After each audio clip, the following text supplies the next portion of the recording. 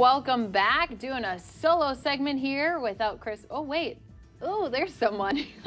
We are giving my name. Your kitchen, your bathroom, everything a chic new design. Ashley Deaton from Dakota Timber Company is here, going to show us how to make some floating shelves. Welcome to the show. Thank you for having me. Yeah, floating shelves are all the rage right now. So at Dakota Timber, we have come up with these DIY kits that give you everything that you're going to need in order to kind of do it yourself, which is great for if you've had a space that you've wanted to put shelves in, but just haven't really had the opportunity to do it. So we make it very easy for you.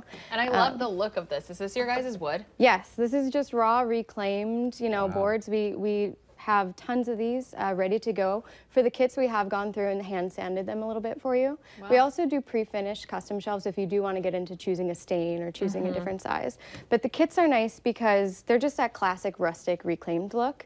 And they come in pretty much any size you need, 2 foot, 3 foot, 4 foot, and 5 foot in different widths.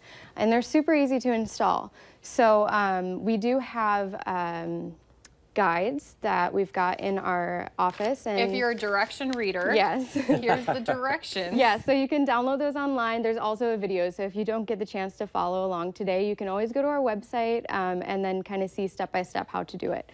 So I'll just kind of go through a little demo on the basics of installing them. Yeah. The first thing that you need to do is choose where it is that you want to install your shelves. We have this little faux wall made up, so we're just going to be installing another one directly on top of this one right here.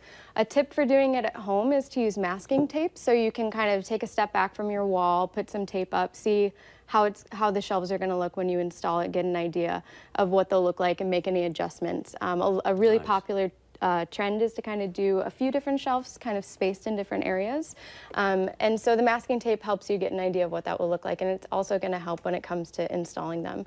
So once you determine where you want your shelf, and we're just going to be putting it right above this shelf right here, you're going to need a stud finder. And the guide that we have has a list of all of the tools and all of the different materials you'll need to make this actually happen. So stud finders are really easy to use. Everyone's different, so just follow the manufacturer's instruction.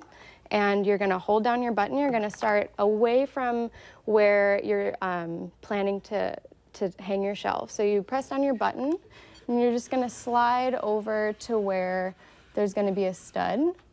And sometimes it's a little tricky, but you'll go ahead and do that, and then it'll light up where the edge of your stud is. So a stud's a 2x4. You want to make sure you mark down both sides of your stud. Can you try it on Chris Berg? Yeah, let's see. He's a stud. Yeah, maybe you're the stud finder. See if that works. So finding your studs is the first step. You do have to install your bracket directly into your stud. Right, because obviously if it's this big piece of metal and it's going to be holding up a shelf that's going to be holding more items, we want it to be sturdy and secure. Absolutely, yes. So finding your studs is important. Marking both sides of the stud is important so that you know that you're actually installing your bracket into your shelf. And so once you've found all of your studs for all the different spots that you're going to be hanging your shelves, then you're going to find the height of your shelf. And so you can use just a measuring tape. It helps to measure from the ceiling down to the height that you want your shelf. We don't have a ceiling here, so you just measure from the top, and then you're going to mark, say the stud is right here. You're going to mark at the center of the stud at the height that you want to hang your shelf. Mark that off, and what you've just done is you figured out where you're going to put your bracket.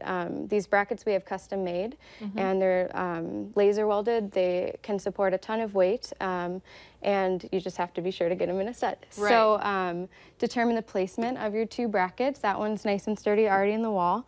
And then you can use, we do provide screws. You can provide your own screws if you want, but do you want to install this bracket into the wall? Hives around. Okay, around power tools. So yeah, power tools and me don't mix. I'm like, go ahead. Yeah, it's like totally DIY. So the placement is a little awkward here. I'm just gonna stand in front, and then if you guys want to keep the wall nice and sturdy, we have already determined where to hang our bracket. So I'm gonna go ahead there and then use my drill, and I'm just gonna drill this, whoops, right into the wall. Oh my gosh, good thing we didn't have Chris do this. And you want to put in all 4 of your screws. I don't know time-wise if we want to do that today. Are we doing do good? it, because we got some time. Might as well. Awesome. So we've got muscles holding the wall over. Nice, yes. The little faux a little faux wall. And you want to make sure to make your screws nice and tight so that it's going to be flush against your wall. You'll notice that the brackets are about 1/4 of an inch thick, so there'll be 1/4 of an inch gap behind your floating shelf. If you want it totally flush against the wall, you can go in with a chisel and chisel out some of the wood so that it's totally flush.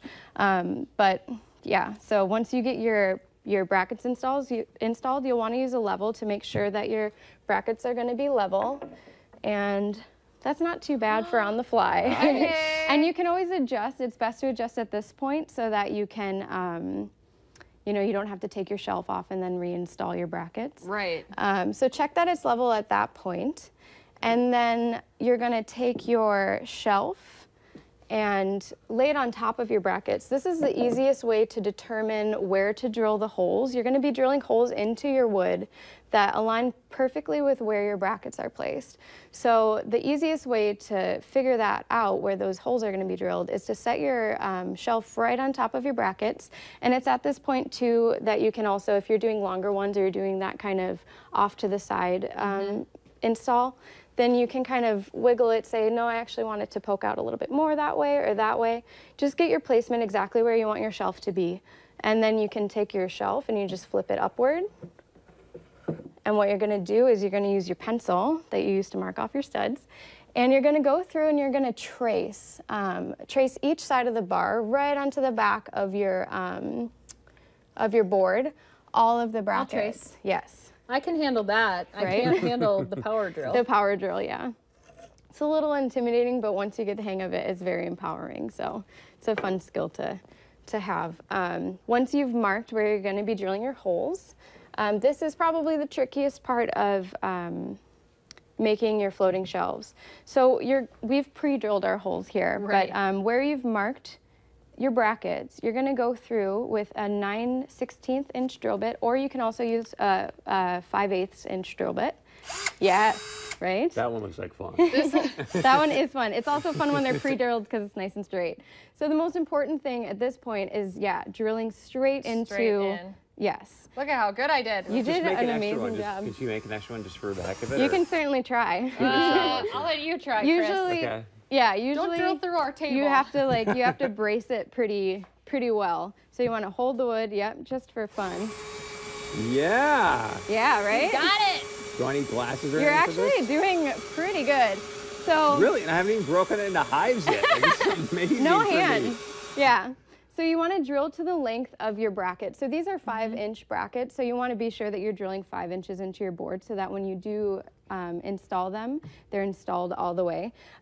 You did a great job. That is Thank the you. thing I have the most trouble with, is drilling straight, because I usually I'll take the drill and I won't know that I'm doing it, and I'll either push it out that way or pull it in this way, Yeah. and I end up drilling the hole crooked. So What's amazing though is, like, I was putting down some pretty good pressure. We didn't get very Right, deep on that thing. yes. It takes some muscle. It huh? is. It's really, so it's old growth, reclaimed wood. It's, got very tight growth rings.